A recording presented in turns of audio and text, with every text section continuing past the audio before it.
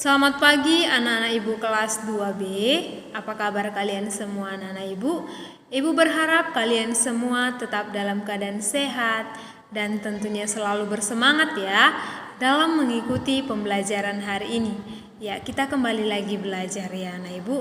Hari ini kita belajar di tema 4, subtema 2, pembelajaran yang ketiga, yaitu tentang hidup bersih dan sehat di sekolah. Nah, coba kamu amati anak ibu, Dayu dan teman-temannya belajar tentang ruang kelas yang tidak bersih. Ya, mereka membahas tentang bagaimana ruang kelas yang tidak bersih itu.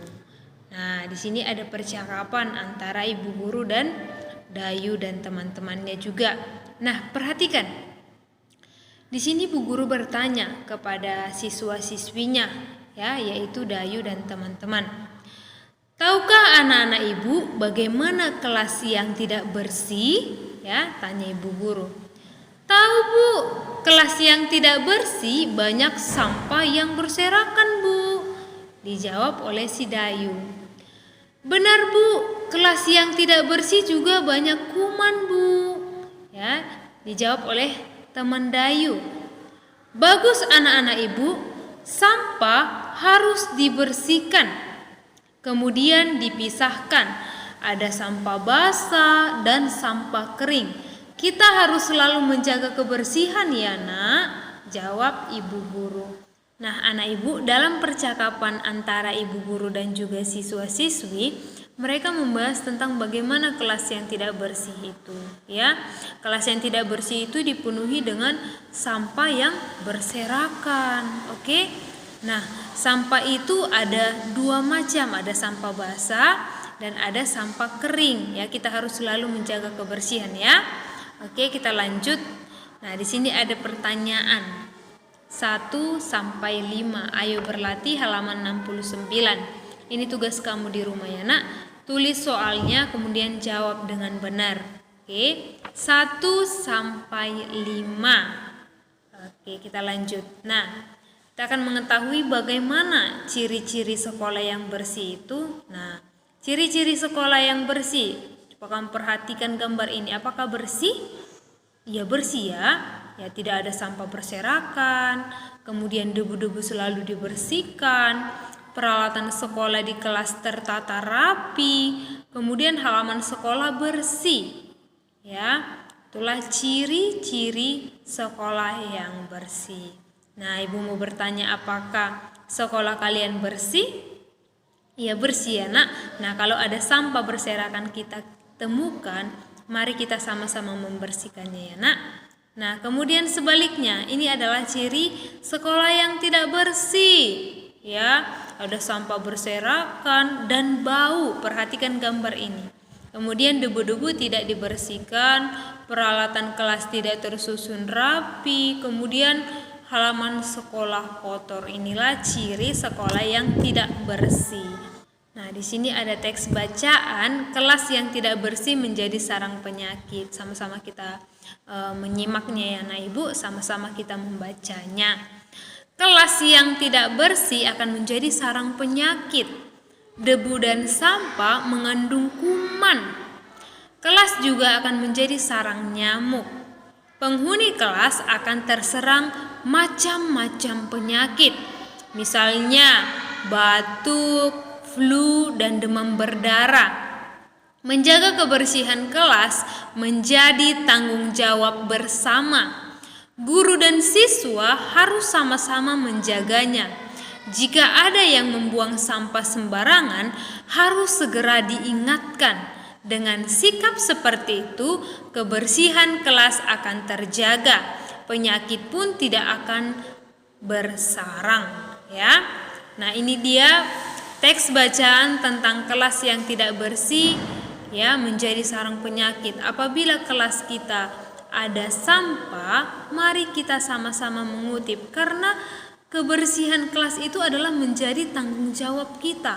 Kalau kita menemukan sampah, kita buang sampah itu ya nak, demi kebaikan kitanya itu. Kalau kelas kita kotor, itu akan menjadi penyakit, misalnya saja penyakit batuk, ya bisa saja flu dan demam berdarah diakibatkan digigit oleh nyamuk yang sudah bersarang di laci kita. Kalau kita penuhi sampah dalam laci kita, maka di situ akan bersarang nyamuk. Untuk itu anak ibu, kalau pada saat jadwal kamu belajar, jangan biarkan ada sampah di dalam lacimu. Itu akan menjadi sarang penyakit. Tidak mau sakit kan? Ya. Mari kita sama-sama menjaga kebersihan kelas kita. Oke. Nah, di sini kita temukan kosakata yang berhubungan dengan sekolah kotor, ya. Nah, ini kosakata kering, ada maknanya. Maknanya tidak mengandung air. Kemudian basah, maknanya mengandung air. Kemudian kuman, binatang yang amat kecil dapat menyebabkan penyakit. Nah, itu makna kosakatanya. Oke, kita lanjut. Coba amati kembali gambar alat musik tifa, ya, yang sebelumnya sudah kita bahas. Tifa. Kita amati kembali gambar alat musik tifa ini. Permukaan dinding tifa itu membentuk pola bangun datar, yaitu segitiga dan segi empat. Bagaimana sih ciri-ciri bangun datar segitiga ini? Iya, ciri-cirinya yang memiliki sudutnya 3, titik sudutnya 3, memiliki sisi atau ruas garisnya 3. Itu ciri-ciri dari bangun datar segitiga.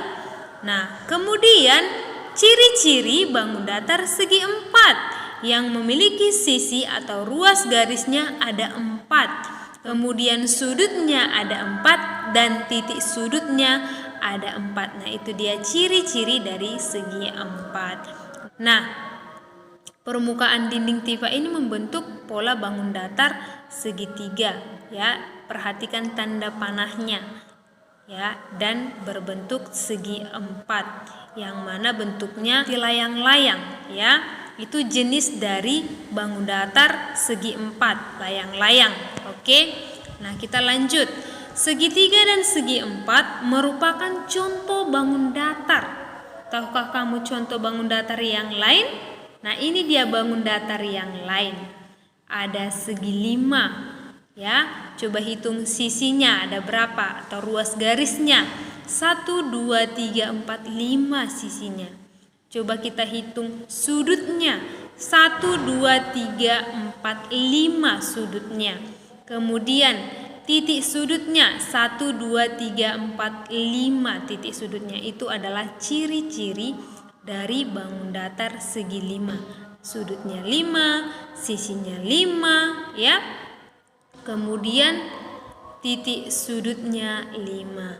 Dan segi 6, ciri-cirinya bagaimana? Ya, yang memiliki sisinya 6, sudutnya 6 dan titik sudutnya 6. Nah, apalagi? Iya, ini dia bangun datar lingkaran. Ya, jumlah ruas garisnya atau sisinya 1, itulah yang melingkarinya, melingkari bangun datar ini. Titik sudutnya ada tidak? Tidak ada titik sudutnya. Kemudian sudutnya ada tidak? Tidak juga. Hanya ada ruas garis atau sisinya saja. Oke, sampai di sini dulu pembelajaran kita untuk hari ini. Jangan lupa mengerjakan tugas yang sudah Ibu sampaikan tadi ya, anak Ibu. Oke, semoga pembelajaran hari ini dapat bermanfaat untuk kita semua. Ibu akhiri dengan ucapan sekian dan terima kasih.